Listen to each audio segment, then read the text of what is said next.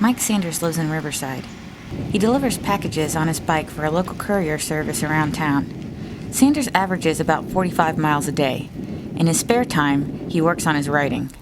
While he says he loves cycling and enjoys his job, he has a passion he hopes some people might laugh at. I wanted to take a nap today, so I just took one. But when I laid down and realized no one was looking, I took two. Sanders is a stand-up comedian, one of many hitting all the open mic nights around town. He frequents these with other local comedians who are honing in on their craft or trying out new material on stage. It's definitely one of the hardest things I've ever done, but also the most rewarding. Chris Buck has been working the last 4 years, hosting regular events in 5 Points and on the road as well. Start laughing yet? I'm a person. He says that while the underground comedy scene is the best it's ever been, it suffers from Jacksonville's geography.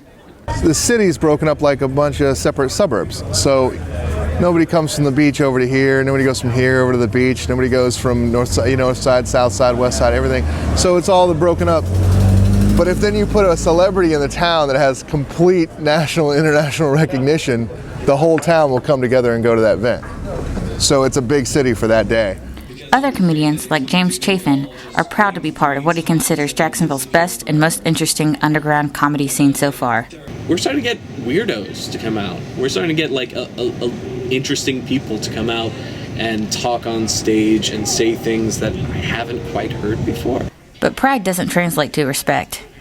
Fred Posen owns the Comedy Zone in Mandarin. He's also a comedian himself. He thinks comedy is underappreciated as an art form in our community. When we talk about the arts community, comedy's not on their radar. It's the person who paints the beautiful picture. It's the person who performs in a wonderful in-depth play. It's someone who's read poetry. They use lots of forms. It's music and it's bands and those kind of things. Sanders keeps pedaling on his day job. Says he doesn't know if he'll be able to make stand-up comedy his full-time profession. If it doesn't work out, he'll continue to perform simply because he loves it. It's you on stage with a microphone and a bar stool.